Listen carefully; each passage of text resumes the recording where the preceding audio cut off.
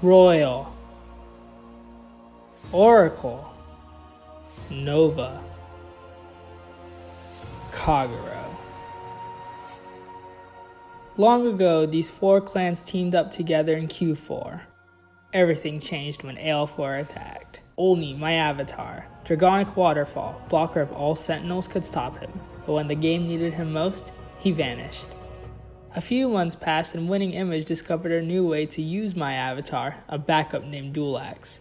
And although his guard restrict skills were great, he has a lot to learn before he becomes victorious. But I believe Dualax Waterfall is the way to go.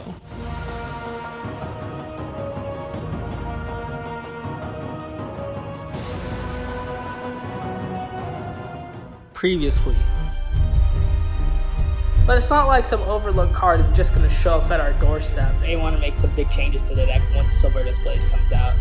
Torridcannon. Man, I'm having such a hard time mastering my Kagero deck. What are some things you think I could do, Vishop? Hey Sean, one of the things we can do is take Dragonic Burnout and replace it with its new and improved version, Torridcannon Dragon. Just like Dragonic Burnout, it takes a card from our drop zone and puts it to the bottom of the deck to retire one of our opponent's rear guards. And while it's a little more specific in what it can retire, we get a huge upside in drawing a card if our hand has less than 4 cards in it. That's what I like to call value. That's definitely a great idea, especially because the draw skill is awesome. That's right. Ever since the beginning of the series, card advantage has always been an issue to look out for. Well, to help fix that problem even further, look no further than Dragon Dancer Farja. Since we run both Garen and Doha in our deck, you can take either of them, search it out, and add it to your hand using Farja's skill. That is so true. Thank you for your help, Kagero Master. I can't wait to put these to the test. I offer this wisdom to you, Sean, to help master your avatar. The upgrades for this episode are sponsored by Triple Sleeve TCG for all your Cardfight Vanguard needs. Through their store, you can browse current singles, upcoming playsets, and more. Also, the graphics on the site are made by yours truly, so please check them out in the description below. So as mentioned in the little upgrade session, we got 3 copies of Torridcannon Dragon to replace our Dragonic Burnout. So I really like this card. I think this is one of the best cards to come out for the Kagero clan. And the fact that it gives you free advantage while getting rid of your opponent's rear guard is just super good, and I couldn't miss out on this, adding it to the Kagero deck. Next, we took out 2 Bellocosity for our 2 copies of Dragon Dancer Farja.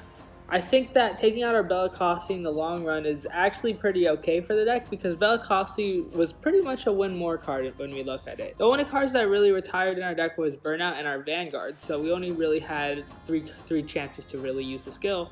So I decided to put in something that would give us a little bit more utility. Just replacing itself from your hand, or just adding yourself another rear guard or a Doha and you could get yourself another +1 is really, really good for the deck. And then because thanks to my friend Will, he opened up a case of the set, he gave us a little bit of vanity things to upgrade our deck with. We have Lizard Soldier Conroe, 2 of the new draw triggers that look really freaking spicy, and then 4 Morther Orb Dragon, which is the rechain from the G version of the Kagero heal. And with that being said, let's take a look at our deck list and see how our final deck all came together. And after that, let's card fight.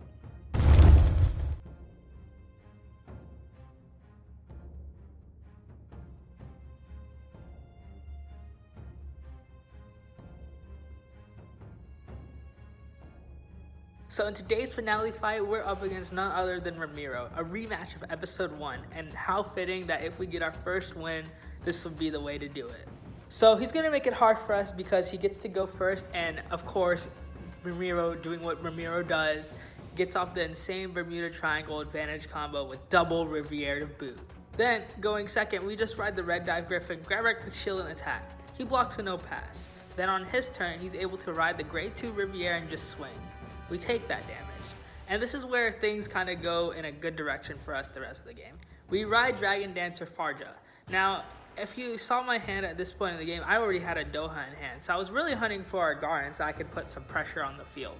And that's exactly what we get. So we call the Doha and Garen, make the column. And because I'm afraid to check a heal, I decided to attack with that column first, which I think was the optimal play. He takes the damage and we're able to use the skill. And off the draw that we'd have to do with Garen, we get a draw PG, so yay, it all worked out. And then honest to God, when our Vanguard attacks, we get a heal. So we saw that coming, I guess. Psycholia, if you want to call it that, but good point is we made the right play. Which leads to his turn where he rides Riviere, goes Force 1, and just tries to push us to a high damage count. So as you can see that he's able to get off large attacks and multiple attacks by restanding and re-riding Riviere in the process. This takes us to 3 damage, back to our turn with Dual Axe. So on our turn, we ride the Dual Axe because he attacked our Doha. We have our front row empty. So I decided to go Force 2. From the tournament that we talked about last episode, I really think that Force 2 is actually pretty optimal, just because he's at 2 damage, right? So we could threaten lethal already with our Vanguard if we check a double crit, forcing him to guard early if he wants to guaranteed survival. So we call Bellocosity Dragon and Torridcannon Dragon to our front row rear guards. We activate the Dual Axe's ability to retire his back row, which includes the Melody grade 3 booster, and then Torridcannon's skill to retire his grade 2 Riviere, getting rid of his intercept, so he's forced to block with the cards in his hand. And then, because the Battledore skill is so great, he blocks our Vanguard, but also in turn, by the end of the turn, we take it from 2 to 4. So we're already in a good spot to try and wrap up the game with the Waterfall that we have in our hand. On his turn, he's forced into recovery mode, but he still sets up a decent board by riding Sonata and putting up good numbers with the Melody engine. Because we checked the heal on the previous turn and we're only at 2 damage, we're free to take damage. So we're able to go to our turn all ready to attack. On our turn, we ride our Dragonic Waterfall, retire his back row grade 3 because that's going to be annoying because it could boost. And then we go use Torridcannon's skill to retire his front row least slot, getting rid of his intercept. Then we attack with 3 crits, so obviously if this hits, this will wrap up the game, for sure. But he's able to guard. And because we went Force 2, we have to put another Force 2, and we put it on the Doha column. And even with all that, he's able to keep himself at 4 damage, because we tried to end the game with our critical columns. And he didn't have an empty field, so he could still guard with whatever in his hand. On his turn, he proceeds to call a Sonata instead of riding it, and then proceeds, because every column that he would make would attack us for a minimum of 15k shield, which is what I think was the optimal play in this situation. And this takes us to 5 damage, so we're already backed against the wall. But this is really good for us because since we kept him at 4 damage, he can't heal. And we also had another Waterfall in hand to ride the next turn, so that was kind of my thinking when taking this damage to go to 5. So when we ride the Waterfall, our whole front row has Force 2 markers, and I slam down a heal and try and go for the kill. Now, it all comes down to a single drag check because he's only able to guard for a 1 to pass if he wants to defend our other columns perfectly. And what do we check? Nothing. He's able to survive and finish us the game, and I'm like, no! Honestly, like, really looking back at this game, this whole game is a microcosm of this whole series, to be honest with you. If you go and look back at episode 1, we struggled to even deal 5 damage. And imagine what we're doing with this deck now.